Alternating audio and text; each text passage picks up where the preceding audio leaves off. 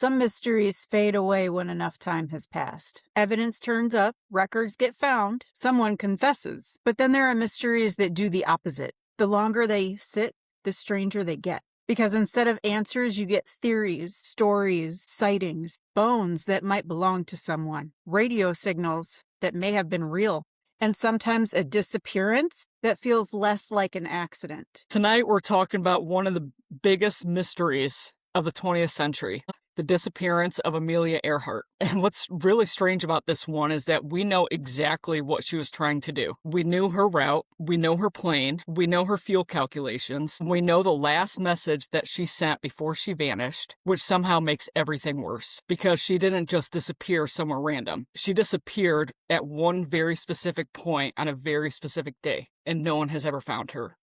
I'm Lisa. And I'm Samantha. Welcome back to X-UMED.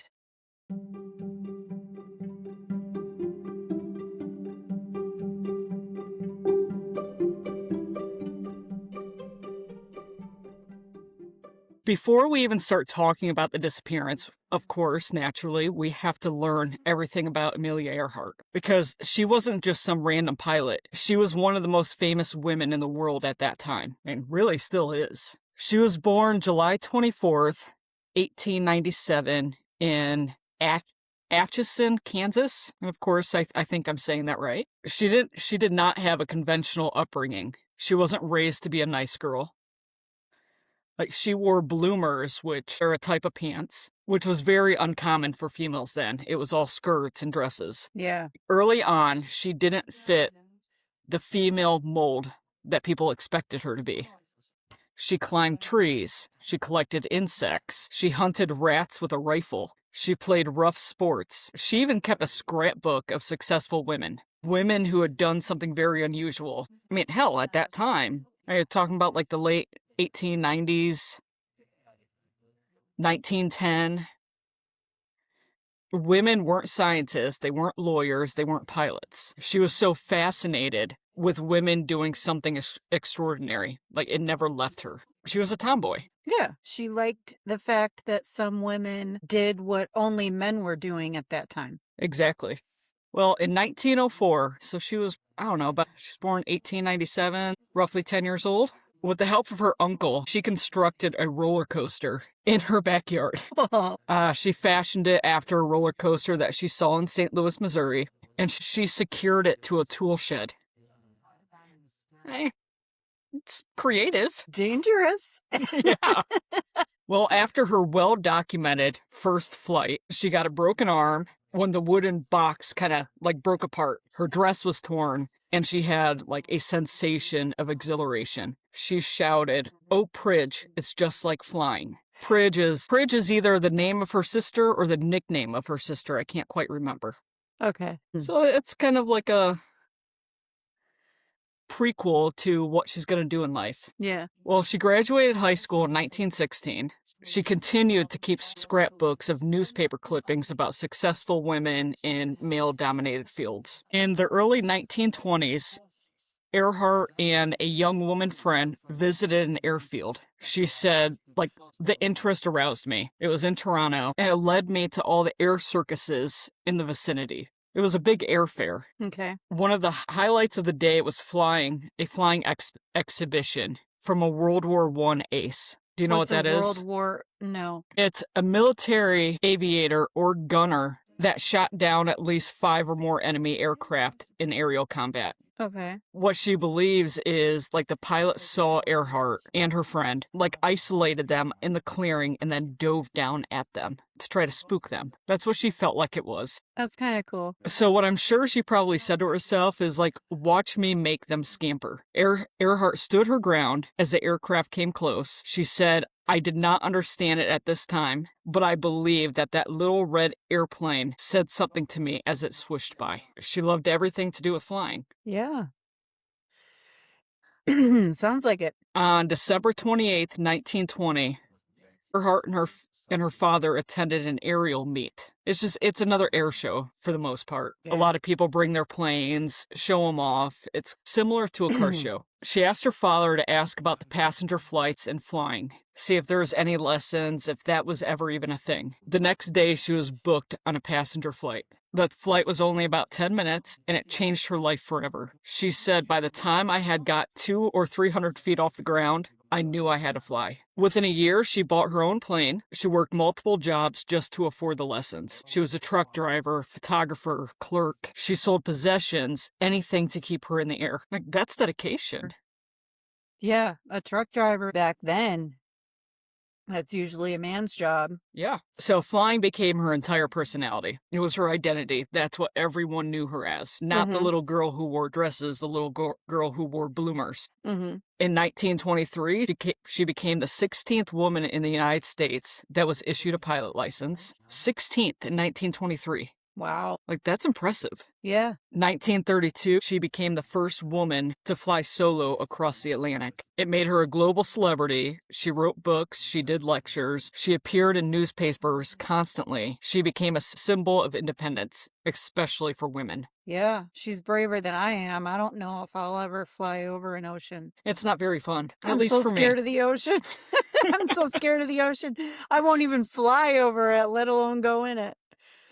My first flight was Chicago to London. I was terrified. I'm sure you were, yeah. But just like talking about the experience, she was pretty much like best friends with Eleanor Roosevelt.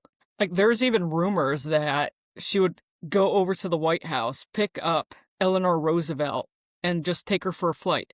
But Cool. there is also rumor that Amelia Earhart was bisexual, and so was Eleanor Roosevelt. So they were a little bit more than friends sometimes. It's rumor. It's rumor, but it's neat. Amelia Earhart did have a husband. It was more of a business arrangement. She valued her own independence. At that time, what was the rules of being a wife at that time? Like 1930s. You better have the house clean and dinner on the table by the time your husband gets home. You don't talk back. You're not allowed to be in a bad mood. Well, do you think that was her? No, I think she was feral, like how I am. She was a badass. She valued her independence. She had a mission. She wanted to fly. She wasn't going to be held down by what a wife should be. So that's what kind of ties in a rumor where she could have been bi, she could have been married for, I don't know how to say it, a mutual arrangement. Apparently they had an open relationship. They got what they needed out of the marriage. Anything beyond that, I have no idea. Okay. So in 1937, she decided to do something incredibly insane. Fly around the world. This was done without modern navigation, without GPS, over the open ocean. The plan was to fly roughly 29,000 miles in a modified Lockheed Electra 10E. That means nothing to me. It's a small plane. Yeah, okay. Well, it had twin engines, and it had long-range gas tanks. But the way that she modified it was to stay very lightweight. Yeah. She gutted everything. She got rid of all the passenger seats except for the 2 extra seats that she needed for her co-pilot and, like, I want to say second co-pilot. Mm-hmm. With everything that she removed out of it, she replaced with modern fuel tanks. So fuel is it's lightweight. Okay. So it would get her from point A to point B without taking as many stops as what a normal aircraft would. It said that she was able to travel, I think, 24 hours without refueling, just from the reserved tanks that she had with her. Okay. That's smart. But still, like, the entire plane was incredibly fragile. Which, in 1937, yeah, I mean, I believe most were. Yeah, probably. But what's funny about this is it's nicknamed the flying gas can. Because she gutted the whole thing out and just filled it with fuel. So yeah, it makes sense. Do you remember back in the Bermuda Triangle episode, the flying gas can? No, did you talk about that? Yeah, it was an aircraft, rescue aircraft, that tried to search for Flight 19, and it blew up. Okay. And this is only about an 8-year difference. This happened about 8 years before Flight 19. So you think about, like, she is in a much more fragile plane than the rescue plane for Flight 19 was. And that thing still blew up. Yeah. Did she fly over the Bermuda Triangle at all? She did not. Well, yes. Technically, I think so. Because she flew out of Miami. Okay. She kind of just chipped away at the edge. Okay. So she didn't fly like through it. She just kind of flew past it. Yeah. Okay. Well, while she was removing everything from the plane, as I said, she added 6 extra fuel tanks. She added in advanced radio navigation equipment, 3 different compasses, and a navigation station. And this was all before like radar coverage existed. So she had everything that was high tech. Okay. At least for its time. I think about, like, go back to the Bermuda Triangle in Flight 19, they only had 1 compass. That was 8 years later, and she has 3 different compasses. So she was prepared. She was very prepared. Because, I mean, if you went down in the ocean, you're just gone.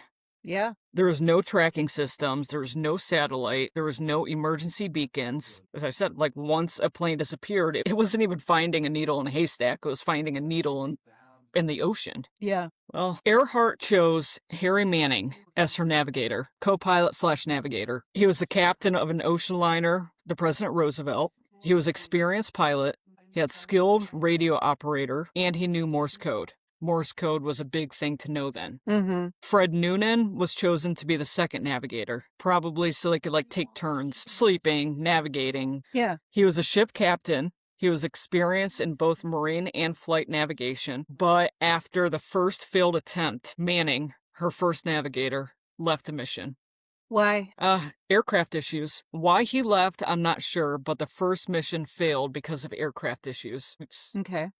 a little worrisome. So he got scared and just didn't want to do it, basically. I cannot say that. I did not look into him. Okay. When they did the second flight, they left June 1st, 1937, from Miami. The fuel tanks had only keep them in the air for at most 24 hours at a time, so there was absolutely no margin for error. They were also using dead reckoning to find their different points of landing to refuel. Mm-hmm. And what, again, is dead reckoning? You're in the air. Not only are you keeping the sun on one shoulder with figuring out if you're going like northeast, south, and west, but you're also looking down at familiar landing points like islands, the coast. Okay. So you're trying to do it without any navigational equipment. So it's like the way I drive. I just look for landmarks that I recognize. Yeah, pretty much. I don't think you know what direction you're going, though. No.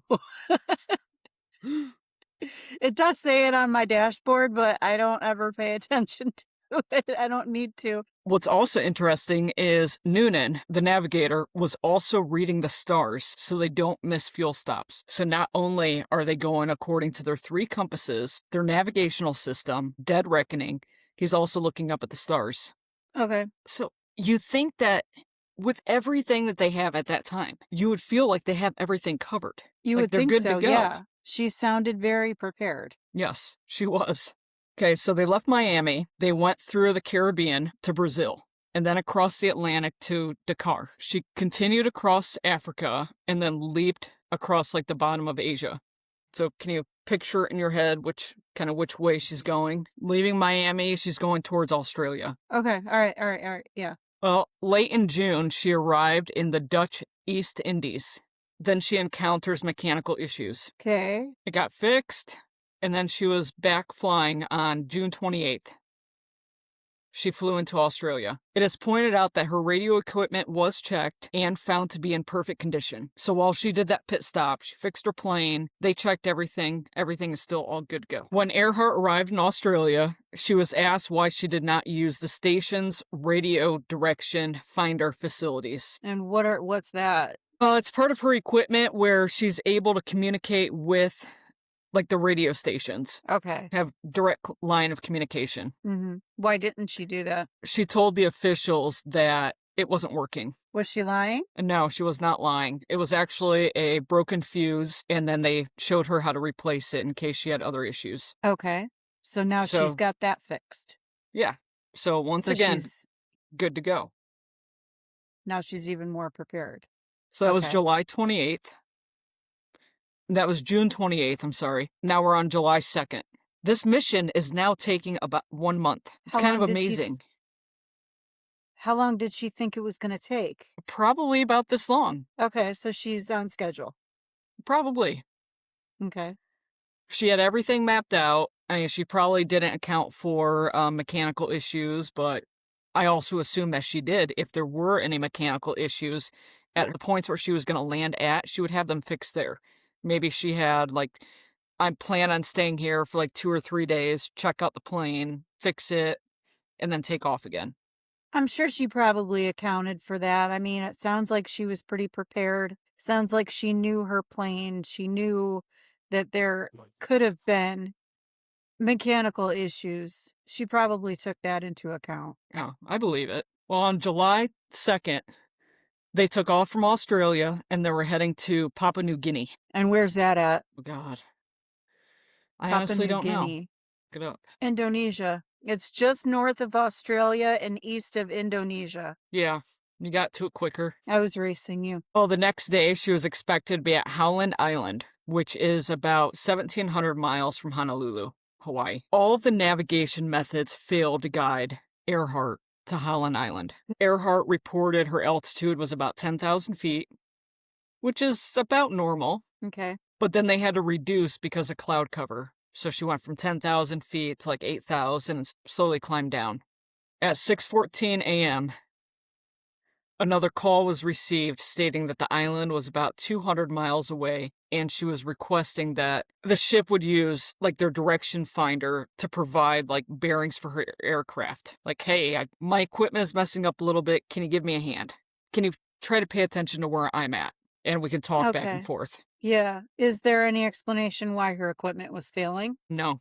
Okay. Earhart began whistling into the microphone to provide like a continuous signal for the ship's crew to use. That's pretty smart. Yeah. At this point, that radio operators realized like their system could not tune into the aircraft. They could hear her, but they couldn't communicate with her. Huh. A radio man later commented that he was sitting there sweating balls, sweating blood, because he could hear every single thing that she was saying, but he couldn't do a damn thing about it, knowing that she was only about 100 miles away. And she had no idea where she was, and he knew, but couldn't tell her. She knew about where she was, but it made her nervous that she couldn't communicate. Like, she had a rough idea, but she's trying to get lower down to the ocean so everyone could see her. So she could have better communication, trying to fix her radio. It's like, okay, well, let me get out of this cloud cover. Let's get closer down to the ocean. Maybe someone can see me. Maybe the radio reception will be better. Yeah. Sounds like she was like in a dead zone or something. Yeah, possibly. But she could transmit out. They just couldn't transmit back to her. Correct. At 7:30 a.m., the aircraft only had about 30 minutes left of fuel remaining. So she's been flying for about 23 hours. She stated she was near the ship, but couldn't locate it, traveling 1,000 feet above sea level. That is really low for aircraft. Okay. She stated that she could no longer hear the ship, and she asked them to send voice signals so she could try to make radio bearing. So she was asking them to do the same thing that she was doing by like whistling. Yeah. Well, if you can't find me. Yeah. And they were trying, but she couldn't hear them. Correct. The ship could not send voice at the frequency she asked for it. Because they're working on different radio frequencies. They think that they're plugged into the same station. They knew that they were plugged in the same station, but she doesn't think that they are. They're not sure if they are. Kind of understand? Since they couldn't hear each other. Yeah, and if it was me, I'd be like, these fucking idiots. They're not on the right station. Yeah. So instead, they decided that they're going to send her messages in Morse code. She got it. That worked. Good. Yeah. Good job, you guys. Earhart acknowledged receiving them, but she still could not determine the location. So they can finally talk, but they still don't know where each other are at. Okay. Her last transmission: we must be on you, but cannot see you. Fuel is running low. We are on the line 157-337. Running online. North and south. We are running online. What's running online mean? She believes that she is on the line where the navigation that's showing up on her monitors, like it shows these are different lines of coordinates. So she's trying to let them know where she is at. Okay. It basically also means that she believes that she is exactly where she was supposed to be, and the ship is right there. Okay, that's what I thought you were trying to say, is that, I am exactly where I need to be. Yes. So where are you? Then silence forever. That was the last anyone ever heard of her? Yep. And this was before she got to Papua New Guinea? She was on her way there? She had left Papua New Guinea. It was heading to Howland Island, which is just a remote island. Okay. The search that followed was completely massive. It was the largest air and sea search in the history at that time. Ships, planes, hundreds of thousands of miles were searched. It cost millions of dollars. She's Amelia Earhart. She's world famous pilot, female pilot. Yeah, they're going to look for her. Absolutely. And this was the first, it was the first times, I don't know if it was the first time that someone flew around the world or a female flew around the world. I'm kind of upset that I don't know that offhand. There was no bodies, no wreckage, no fuel slick, absolutely nothing. There was no evidence anywhere that any plane, anything that had gone under. The official explanation was very simple. They ran out of fuel, crashed into the Pacific Ocean, sank, and was never found. Like, that seems logical, but it's also so weird. You'd think that something would float, especially when you have a ship waiting for you, waiting for your arrival, knew when you were going to be there, and you weren't that far away. Yeah, she was at a pretty low altitude at the time, too. Exactly. For her to just disappear off the face of the earth, and there's no evidence, there's nothing found at all. No. Well, after the disappearance, dozens of people reported hearing Earhart's transmissions, whether it was before, while she was trying to find her location, or after she crashed. It's not exactly too clear. They were all dismissed. A few people were credible, though. Pilots, radio operators, and military personnel are the ones who kind of came forward. The signals that they were describing were there was water rising in the aircraft, that there were injuries, and there were coordinates. And some of it matched possible landing areas. But all of these claims were dismissed because no one was able to find her. So they heard her radio transmissions saying that there were people hurt, the plane was sinking. Yeah. Whether it was her saying that they were sinking or they were actually hearing water filling up in the aircraft. Okay. We don't actually know. But they just dismissed all of the claims because they couldn't find anything. Not a single thing. All right. So now we're at your favorite part. The theories? What do you think? Well, I always thought that she disappeared over the Bermuda Triangle, but that's obviously not the case. I think she could have crash landed in the ocean and just disappeared. There was a theory about how they ended up on an island and crabs ate them. Do you remember hearing about that? Yeah, big, huge not the coconut crabs. What? I never heard about the crabs. You never heard about the crabs? No. Whatever island they were supposedly stranded on, someone, I guess, recently found a jar of some kind of face cream, and it was the same face cream that Amelia Earhart used. Somebody found it on this island, and this island is full of giant coconut crabs. And coconut crabs are carnivorous. Mm-hmm. They will attack you. They will eat you. And they think that maybe Amelia Earhart and her co-pilots were eaten by the coconut crabs. That's interesting. Yeah, that's disturbing. That's one theory. It's very disturbing. Makes me look at crabs very differently.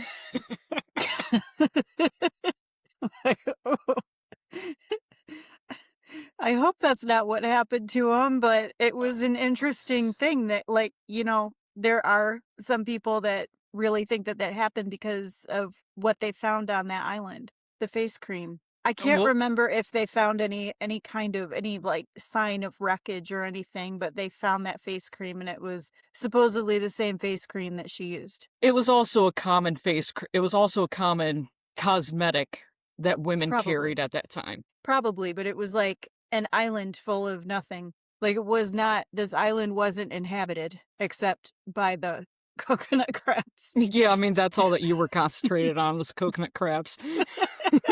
It must have been the only thing I was concentrated on.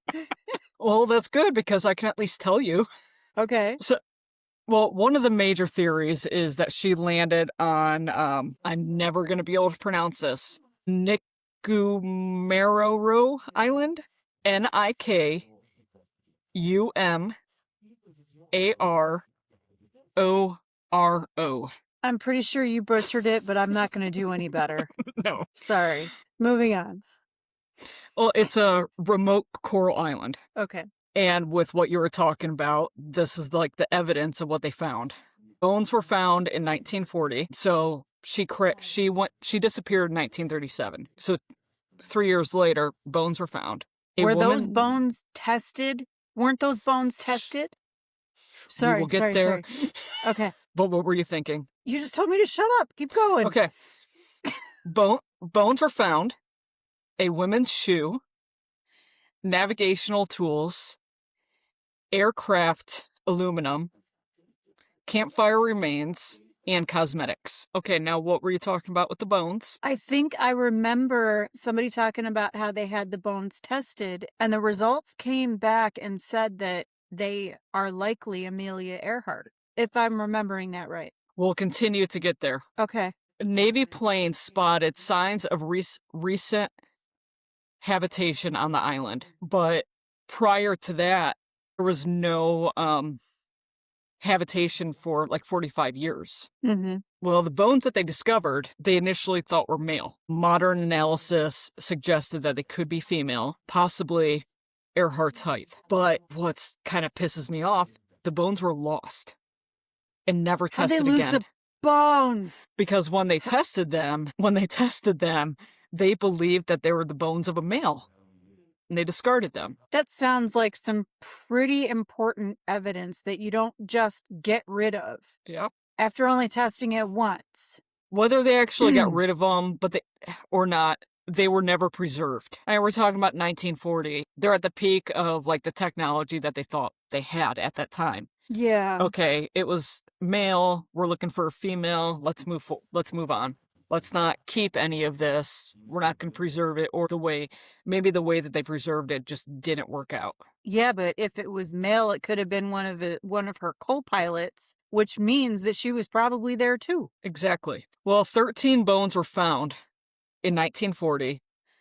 They suspected that it could have been Amelia Earhart's, even though they thought it was of a male. British officials are the ones who actually lost them, and it was in 1941 that they deemed that they were male. But there was a reanalysis in 2018. They examined what drawings of the bones that they still had, finding that the bones were consistent with a tall woman, and they actually believed they could have been Earhart's, but they didn't have the DNA for it. Yeah. And, I mean, it was only 13 bones. We don't know what bones it could have been. They even have a way of, if there was a hip bone, they can reconfigure it and know that it's either a male or a female, because females have wider hips. Reconstruct it a little bit. Yeah, it's amazing what they can actually do. Have you ever heard of the Japanese theory? No, I haven't heard very many theories about Amelia Earhart at all. Oh, it's a wild one. Okay. Some believe that she was captured by Japan. Witness claimed that they saw a white female pilot, American aircraft wreckage, and that she could have been held at a Japanese prison camp. Why would they have done that? I don't know. Well, there's another theory that kind of goes hand in hand with this. But there's even photos out there that show Earhart in a Japanese prison camp. It's 1937. Photos aren't that great. Yeah. Yeah, but like, why would they have kidnapped her? Why would they have taken her? For espionage. I'm not sure I know what espionage is. Government spy. Okay. They believe that she could have been a government spy, spying on the Japanese. Oh, okay. All right, that makes sense. And then she couldn't prove who she was. Or they didn't care. They believe that she could have been tortured and executed. All these stories have pretty much been debunked, but the stories persist. Yeah. I mean, you can't prove it, so why not? Feeling the theory, there's actually stories from the Sappan natives that 2 white people who came from the sky, including an American lady flyer, were buried on the island. A 1960 newspaper article included that Earhart's files that were released in 2025, that there were quotes from former Army surgeons who said that he had been shown unmarked grapes from 1944 and believed were Earhart and Noonan. How did they die? Oh, these are some islands in some parts of the world are still kind of uninhabited, and the native people. Oh, the native people killed them. It's possible. Yeah, they could have landed on one of those islands where they ran into a civilization that doesn't know anything else, and they'll kill you either for food or they'll kill you because they think you're some kind of a threat. Especially with the way that they were talking. 2 white people who came from the sky, including American Lady Flyer. Yeah. The last theory is kind of 2 theories in one. We're talking about like espionage and taking us prisoner, feeling into like she was secretly a spy, photographing Japanese bases. The mission failed. She was captured. She wasn't on a mission like that at all, though. She just wanted to fly across the world. Correct. I mean, also talk about like rumored that she had taken Eleanor Roosevelt for a flight. She was stopping at the White House. What if she was? I highly doubt it. That's interesting. Yeah, that's an interesting theory. Well, there are still modern-day searches. Deep ocean sonar searches continue. Some anomalies have been found. Nothing confirmed. People aren't going to let this one go. Because, like, she didn't just vanish. She vanished, like, mid-sentence, the same way as, like, Flight 19 did in the Bermuda Triangle. Yeah. What theory do you think is the most realistic? Well, with everything that I've watched and read, I mean, if it's on YouTube, clearly it's true, just like us. We do our best. We do our best. Like, it's the ocean. Like, there is a reason why shit can't be found. It is massive. I think that she ran out of fuel. Her navigational equipment failed. Everything failed. Well, yeah, I think ultimately that's what happened is that her plane failed. She ran out of fuel. But where do you think she ended up? I don't know. I really don't exactly have an opinion other than, like, I keep thinking about, you go to the ocean, you stick your feet into the sand at tide, and every time that the water goes back, your feet sinks further. Yeah, that could have happened. I mean, that's the entire ocean floor.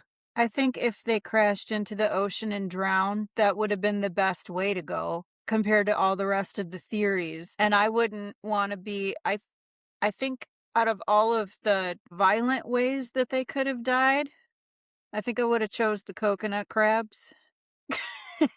Instead of, people torturing and killing me or possibly eating me. Well, yeah, I don't know. They clearly crashed into the ocean. She may have survived for a little bit. Who knows? But one way or another, I don't think that there's any conspiracy. I think with this one, like, the easiest explanation is the most realistic. Yeah, that their plane just went into the ocean and sank and they were never found. I mean, that's very, very possible because we have not explored most of the ocean. We've explored more of space than we have our own oceans. Yeah, which I think is completely bullshit. And I'll tell you why. It's science. There's way too much pressure. Okay. If we have the technology to go up into space and go to the moon and all that shit that they said that we did, I don't believe we ever landed on the moon, but that's for another episode. If we had the technology to do that, though, why didn't they just be like, hey, let's put our efforts towards, going in the ocean instead because it's right here. If we had the technology to go up, we had the technology to go down. First of all, I don't think we had the technology at all in the first place. They lied. That was staged. But if we did, we had the technology to go the other way, too. It's complete bullshit. Or There's we can something... go... I do not agree with you on this one, but I'm going to let you go rant. Do your thing. There is something that they know that they're not telling us, and that's the reason why they're not going into the ocean more. And if we did go to the moon, There's a reason why we never went back. There's a reason why they destroyed the technology or lost the technology. First of all, we never had it. Second of all, if we had it, we would not have lost it. We would not have destroyed it. Unless there is something so fucking scary up there that they don't ever want anyone to go there again. So why don't we just say what we're both thinking and everything that we always come back to? Aliens. Aliens. The aliens took Amelia Earhart. And it's still a better theory than being tortured and killed. It is. Or crabs. That's still better than crabs. I Oh, but I don't mean, know. either way, like, somewhere out there is the answer. Like, maybe at the bottom of the Pacific, maybe buried in coral sand, maybe inside rusting an aluminum wing, or maybe it's already gone, like eaten by the salt water and time. She was a woman who crossed the oceans, who broke records, who changed history. She flew into the sunrise and never came back. And nearly for a century later, we still don't know why. We're finding out so much stuff these days, though, that I feel like we're gonna find out what happened to her. Like, they found out who Jack the Ripper was. They have theories on who Jack the Ripper was. I thought they found out for sure who Jack the Ripper was because they found his blood. They found his DNA and tested it. Yeah, I think... Yeah, but I also feel like they're saying that like every 5 to 10 years. And it's always someone different. Maybe. I don't know. Who knows? But I feel like we're finding out so much more stuff as we go along. Honestly, I think we're being told more truth as we're going along because, hey, we're telling the truth on this side. Don't look over here, though. Probably, you know what I mean? yeah. I think that's what it is. So eventually, I think we'll find out somehow what happened to her. Hopefully in our lifetime. Probably not. Hopefully, though. But that is all I know for now. Okay. I hope you have nightmares about coconut crabs tonight. Well, do all the things. Like, subscribe, share with a friend, share with an enemy. It helps us out. Yep. And we thank you for listening, and we hope to see you next week. Have a good night. Have a good night.